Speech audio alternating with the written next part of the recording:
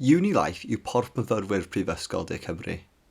Mae'n dod â gwefannau, systemau a gwasanaethau amrywiol i fyfyrwyr ynghyd.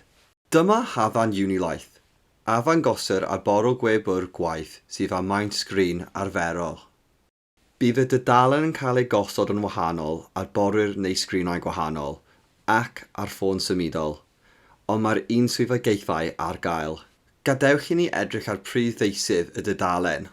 Defnyddiwch y golofn yna ar y chwith i liwio i ddoleni pwysig, fel UniLife, neu'r arddelgynghori ar-lein.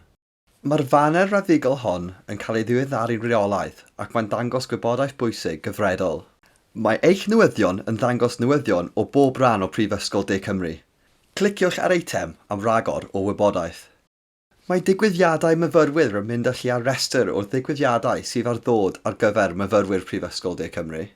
Yma, gallwch drefnu apwyntiad gydag un o sawl wasanaeth cymorth i fyfyrwyr Prifysgol De Cymru. Mae'r botymau glas golau yn cysylltu ag dudalennau, gwe a systemau eraill. Mae'r ddolen cymorth a gwasanaethau yn bwysig iawn, gan ei fod yn amlygu'r ystod o wasanaethau cymorth Prifysgol De Cymru sydd ar gael i fyfyrwyr. Mae'r adran glas tywyll yn ddangos gwybodaeth a gwasanaethau personol i chi.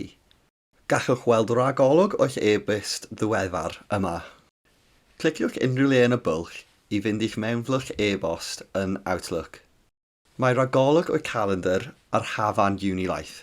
Ar gyfer eich calendar llawn, OneDrive a mwy, defnyddiwch y ddolen Microsoft 365.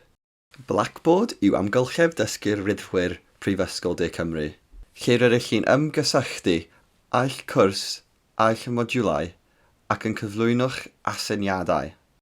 Mae'r botwm glas tywych Blackboard yn mynd â chi ar restr o gwrsiau rydych wedi cyfrestru arnynt. Ac wedyn, gallwch fynd yn syth i'r cwrsiau yn Blackboard.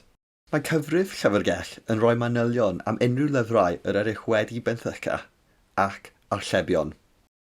Mae'r balans yn ddangos cyfanswm unrhyw ffïoedd a allai fod yn ddiddelus i Prifysgol De Cymru.